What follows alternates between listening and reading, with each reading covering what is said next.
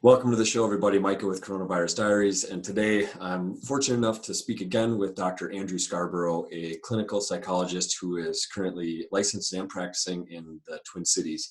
Dr. Scarbrough, for the listeners, for the viewers, briefly share who are you and what do you do?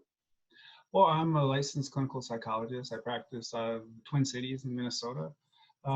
Generalist practitioner. I see all different kinds of people with all different mental health issues, and I like what I do. Right. So before we started our session, like we always do, we just chat, catch up a little bit, kind of see how things are going in your world, and you do the same for me. And today, you had mentioned that something that you're noticing is kind of akin to a quarantine blues. Yeah, Would you mind kind of going into that a little bit more? It's something sure. that you kind of alluded to in our previous session. Yeah. Uh, in our previous podcast, I talked about how, in a couple of weeks, which is our podcast a couple of weeks ago, I said you're going to get people who are going to get more depressed. They're going to get the continued isolation, anxiety fades, and I'm seeing it in everybody that I interact with. I feel like I live my life through a webcam now because I'm still seeing patients, and I'm seeing them, log in to connect with me, and they're slowed down. There's not as much joy in their face. They may have bags under their eyes. I'm tracking their symptoms, and their symptoms are going up a little bit, and so. I think that's starting to set in for some people. I think So, that's happened. so are you actually noticing a transition from, you'd made a comment about something to do with anxieties fading, but depression kind of fills in. Am I understanding that correctly? There's an interplay between depression and anxiety, and so you're always going to see them kind of paired with each other. It's different for everybody, but if you're in isolation and you're doing proper safety procedures and there's not a real threat to you, your anxiety is going to subside. It's a little harder to be anxious if you're sort of locked in your hermetically sealed apartment Yeah. and there's no real threat to you. So that's it would make sense to me that some people are kind of switching that balance a little bit from anxiety to depression. Sure. Are you, out of curiosity, are you acquiring new clients now that are purely through a digital, because they would have to kind of engage digitally and Yeah, then, yep, I am. so, I've gotten a few new ones. Um, we have advertising through one of the places that I work at, and there have been some referrals. There are some people that the incidence of domestic violence has gone up. The instances of substance abuse have gone up. People have been drinking a lot more. They've been in enclosed spaces with, um, you know, uh, maybe increased levels of tension or depression, both of which can have a symptom of irritability too. And especially if you if you splash liberal amounts of alcohol into the mix, that's going to cause some problems. And so I've seen a little bit of discontent in households, people coming in. I've seen some couples, patients that have started coming in. The substance abuse stuff hasn't really come up, but it's something that I ask about when people tell me that they are using to a point where I'm like, oh, this is going to affect your mental health. And I've definitely seen an increase in that. you mind if I kind of go down that rabbit's hole a little bit? Sure. At what point in time would something be attributed to negatively impacting? Like is a beer a night? I don't know exactly what. Yeah. You could look at the diagnostic criteria.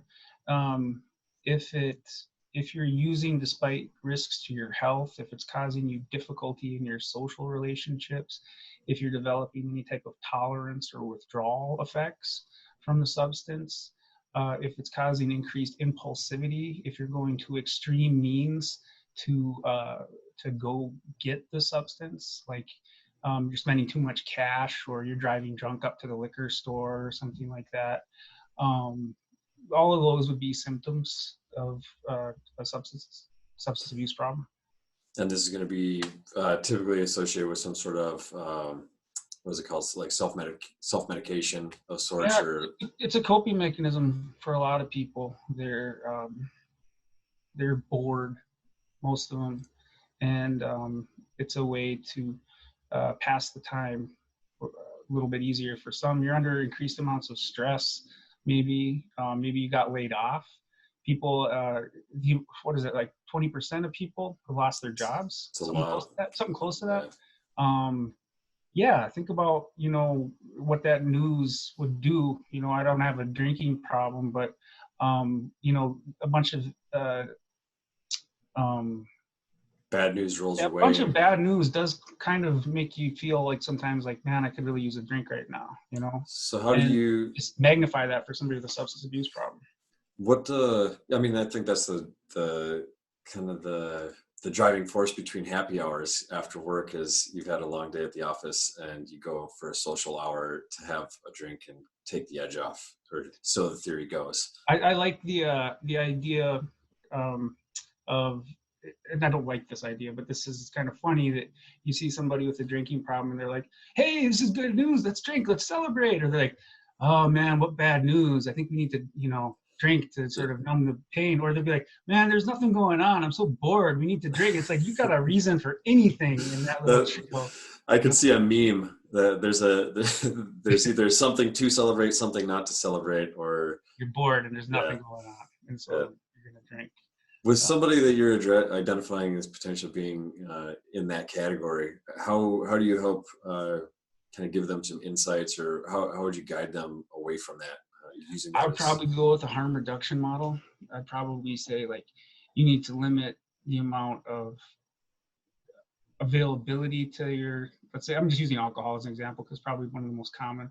Um, a lot of people stockpile big, huge jugs of booze in their cabinetry, and there's no, they just got a surplus. Alcohol sales went up 55% the week that we quarantined in Minnesota. Um, I would say just control the amount that you're consuming. Um, I talked with somebody, she was a nurse. She wasn't one of my patients, but she was telling me, she said, I was joking around about how the liquor stores are an essential function. And I said, oh, yeah, I guess there's an essential function in the liquor store. She said, if they close the liquor stores, the hospitals would be flooded with people coming in with withdrawal symptoms. like the You would force a DTs? bunch of alcoholics to detox immediately. Yeah, they get DTs. I was like, oh, I didn't even think about that, but she's right. Yeah, There's a percentage of people out there, um, you know, they would go into some pretty serious withdrawals. and it's pretty heavy duty. You'd also kind of talked a little bit about to kind of segue out of the alcohol abuse, substance Sure. abuse, but to in somewhat same respect, families that are now forced into a close proximity around each other for much longer periods of time. They don't have their own workflows outside of the house for 40 or 60 hours a week. Yeah. And now everybody's kind of packed together, which has led to an increase in domestic violence in Minnesota anyway. Mhm. I think nationwide. I would But guess, yeah. what you want to touch base on that a little bit? The dynamics of how is it some families could have been together for as long as they have, and then put into a position where for a I couple of think weeks. I think there's going to be a lot of potential dynamics at play. Having the ability to compartmentalize yourself, if you have a big enough space where you can kind of stay in the place of the house and kind of distance yourself from people and you don't have to be around them all the time, that helps. I think some structure in people's day will help. Having other things that you can do, but yet still maybe finding some times to connect with your family if you can. I just recommended earlier today family I saw. I was like, oh, you try to reinstitute family game night. Do that. People are off doing their own crafts, their own projects, getting screen time maybe or something. But just have a structured plan to your day. Distance yourself if you need to. And the number one strategy to not get into it with people is disengagement. With couples, I see this a lot where they will not let something go, and they'll carry across into battle to sort of, that's the hill they're going to die on for this thing. Sure. And it's something small and stupid. I was talking to a couple just the other day, and they were going off about something like just really getting into it, and neither of them could remember what it was about. But it was something about, they just had a grudge, and it was that I'm not going to take this. This person's not going to one up me, and it turned into like a vendetta for no reason. What is that? Like, why would somebody hold on to something like that so tightly? Or it's displacement. So I think you and I, on a previous podcast, on another medium that we frequent from time to time, I talked about displacement and people having depression, having anxiety, having stress about a bunch of other stuff. Maybe you lost your job. Maybe you ran out of your last favorite flavor of ramen noodles. Maybe you're, I don't know, take your pick. There's a lot of ramen though. That ramen though. I was pretty bummed when I ran out of chicken this last weekend. I've been working through my stock, and I was like, oh no. When we finish this, I'm actually going grocery shopping. I decided I was going to wait until late. The Target across my street closes at 9. I don't know what other places are doing. I'm touching my face now an hour, but I'm isolated. So you've definitely got COVID. Yeah, I definitely got COVID. Right? But it's a reaction these people are having to stressors that are not that person, and it's like they're a thundercloud traveling around, and this person just happens to be the lightning rod, the piece of metal that's moving past them.